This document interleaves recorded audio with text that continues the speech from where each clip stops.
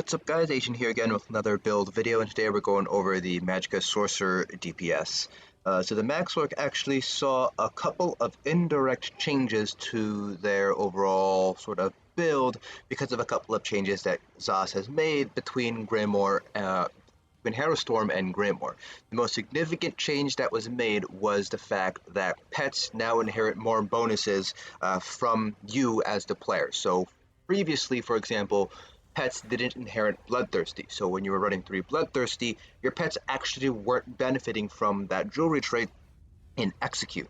Now though, they do benefit from Bloodthirsty, which actually makes 2-pet Sorc much more viable than it has been in the past. The main weakness of 2-pet Sorcs in the past was the fact that 1, it was a fairly big Magicka drain, and 2, it basically started eating into your global cooldowns to the point where you were using fewer spambles, which meant that you were actually losing some DPS compared to just running 1 pet and therefore gaining back that additional global cooldown. On top of that, Sorc Sustain was already fairly bad to begin with, and with the introduction of Blood for Blood as a spamble now, Sorcs do get back quite a bit of sustain just by running Blood for Blood. Now, of course, the downside is you are using up health in order to run Blood for Blood, which we're going to offset here by running Daedric Tomb, actually, to help get some health back. And I'll explain that a little bit once we go over our skills. But generally speaking, Magsorc's actually in a better spot than it has been in the past, particularly for those of you guys who like to play with a lot of pets. The best parses that I've seen for Magsorcs from people who main Magsorcs are from 2 pets. And while 1-pet builds are still very viable, 2 pets are actually coming close to, if not surpassing, the DPS you can pull with a single pet build just because of those changes that were made with pets inheriting certain stats. And just like the rest of our build videos, we will not be going over any sort of gear. Gear is reserved for the gear video, which should be popping up in the upper right hand corner right about now. So if you're interested in knowing what sort of gear you should be running as a Magicka DPS, go ahead and check out that video. This video is focused in on the skills and the rotation.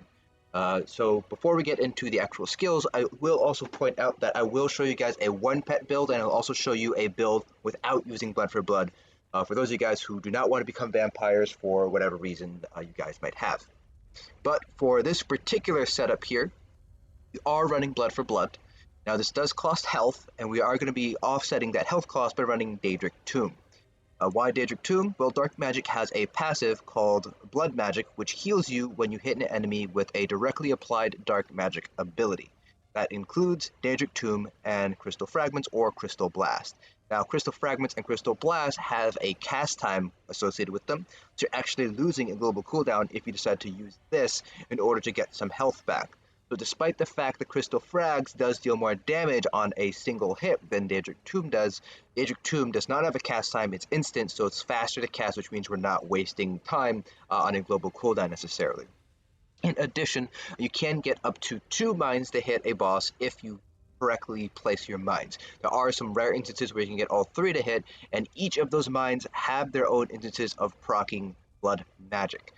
Now, the downside is Blood Magic can only proc once every half a second, so chances are you're still only going to get that initial heal there, just because if the 2 mines hit simultaneously, then obviously there's no half second between them.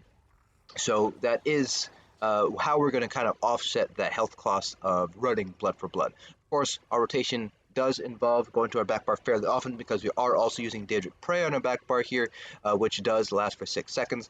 So with that off time, we do have our active health regen, which should also help us recover some health from Blood for Blood. Speaking of Daedric Prey on a back bar, we also have Unstable Wall. Then we have Twilight Tormentor, Volatile Familiar here. These are on both bars here. And then for our front bar, we're capping it off with Inner Light, Shooting Star for our ultimate. And then on our back bar, we have Barbed Trap, which you can replace with Channel Accelerations under the Strategic Order line if you have access to that skill, or Minor Force. Minor Force is a very important buff to have for DPS, so make sure to have one of these 2 abilities, regardless of which one you're going to use. Chances are, if you're running Blood for Blood, you're probably going to be running Barbed Trap because you're within melee range to begin with, but if you're playing at range, then Channel Acceleration might be better if you can't pop into drop your Barbed Trap. Barbed Trap is going to be a superior option though, because it does use your secondary resource as opposed to your primary resource. Then we have the Greater Storm Atronach for our main damage ultimate here. Now, for those of you guys who do not want to play with Blood for Blood here, what you're going to be doing instead is you will be running Force Pulse, or Elemental Weapon. Force Pulse is my preferred spamble. It is just a little bit, I believe it's a little bit less expensive than Elemental Weapon, plus it has some additional cleave as well. Go ahead and grab 2 points in Clairvoyance, 2372, 2376. So it's about the same cost, but Force Pulse does have a little bit of cleave damage associated with it, so it's better off for cleave, and it deals about the same amount of damage. While Elemental Weapon does have that guaranteed status effect every single time you cast it, it's also a little bit clunky to weave. Just from my personal experience and also experience from other players, most players agree that Force Pulse is easier to weave than the Elemental Weapon, so that could be something you want to consider. Plus, Elemental Weapon is a lot more reliant on being able to light weave properly. So Force Pulse is, generally speaking, the go-to spamble that I like to recommend. And then, instead of running Daedric Tomb, you'd be running Crystal Frags instead. And so the rotation would just be using Force Pulse, and then you would run Crystal Frags once the Crystal Frag proc pops up. Now, the downside of doing this is you are running Magicka here for both Spamble and obviously Crystal Frags, so your sustain is going to take a hit if you don't use Blood for Blood here. Go ahead and put Blood for Blood back on here.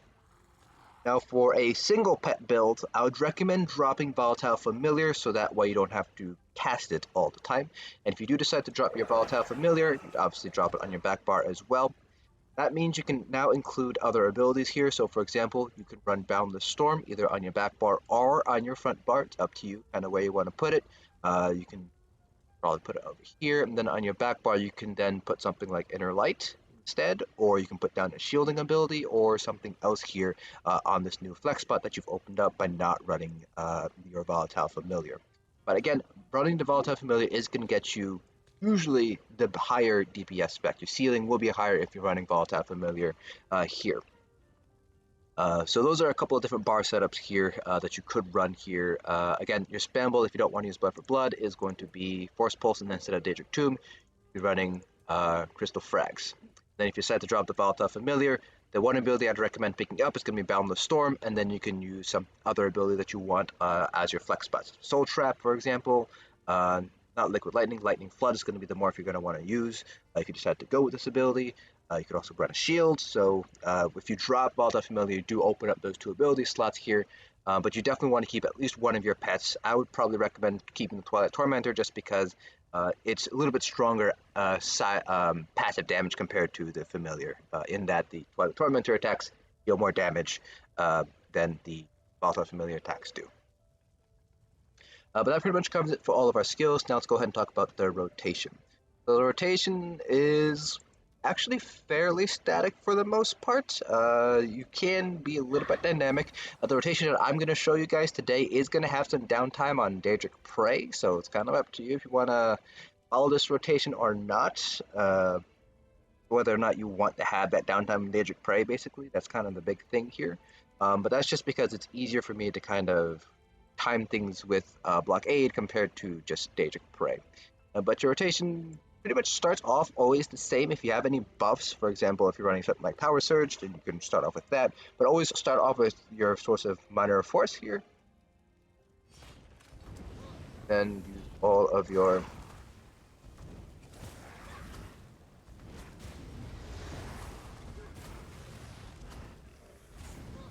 You can see here that I actually, yeah, so you can see here that I do have downtime on Daedric Prey here.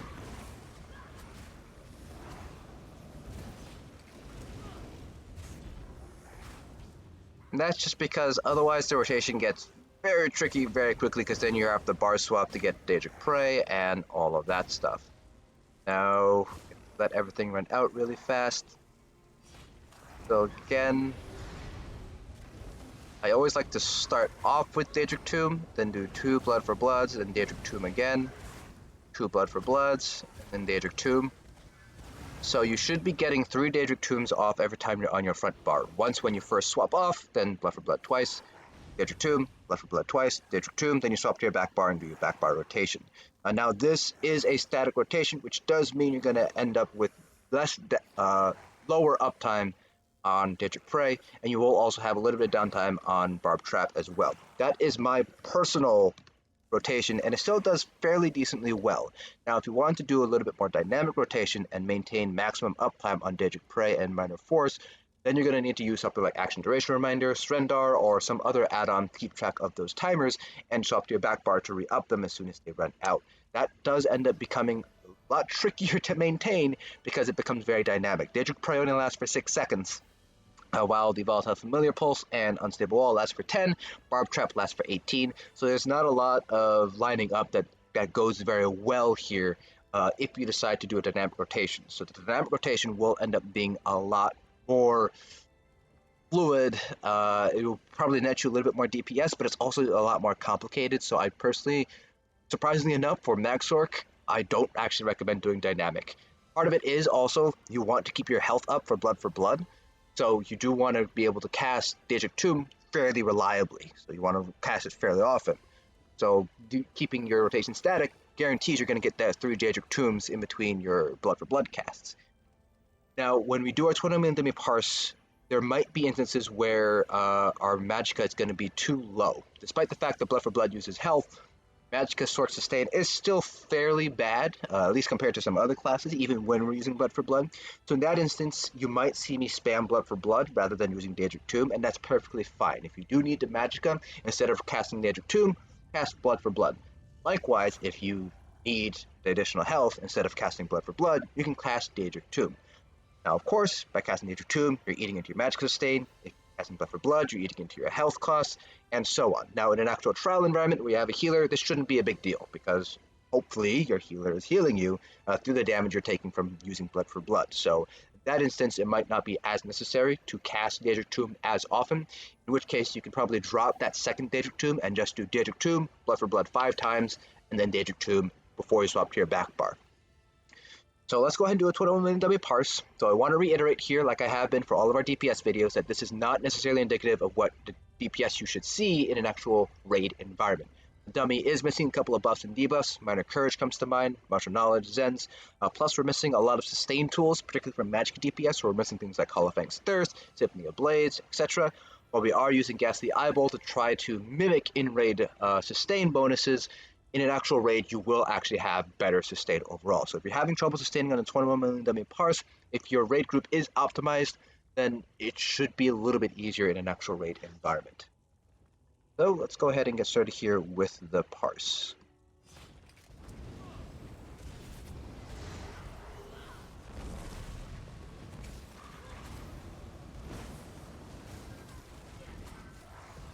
Now the good thing is, some bosses, many bosses in fact, the hitbox is large enough that you can get 2 of your mines to explode. Like I mentioned, there is a cooldown on the health you can get back from the Dark Magic passive, so you might not be able to get it 2 ticks of the health, or at least you'll get 1.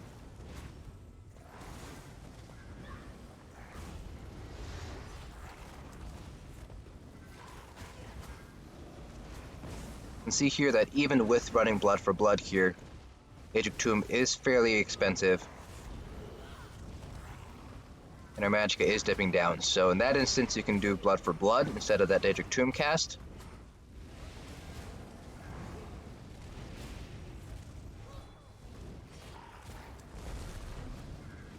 You need the Magicka Sustain.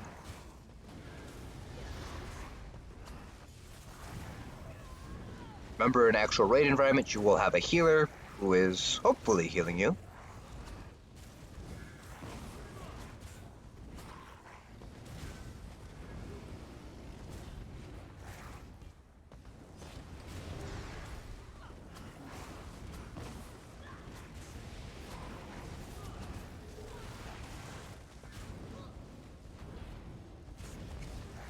Now, I think I'm only getting, there we go. It's only getting 1 mine to hit when we want 2 mines to hit.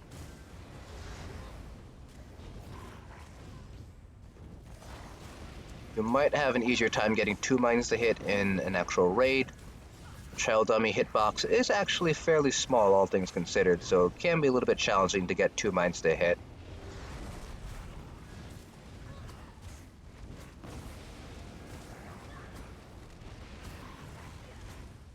Your Magicka is gonna running a little bit low here. So I'm just going to cast Blood for Blood 5 times. 4, 5.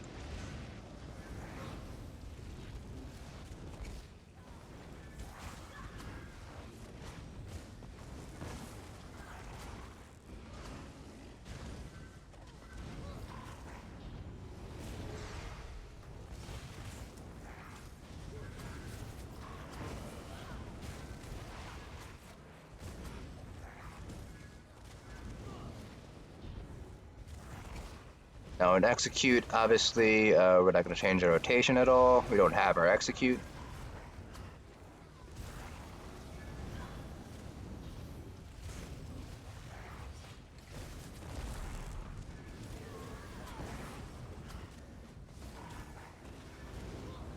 Just because we had to cast a lot of things on our back bar that time, we only had time for Daedric Tomb, Blood for Blood twice, and then Daedric Tomb again.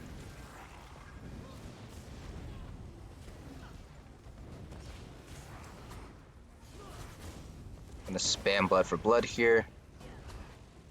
This is what I'm talking about. You can see our Magicka went down, so I used Blood for Blood instead of casting Daedric Tomb. Same issues popping up again, so we're just going to cast Blood for Blood here, Daedric Tomb, and spend some time getting our Magicka back instead.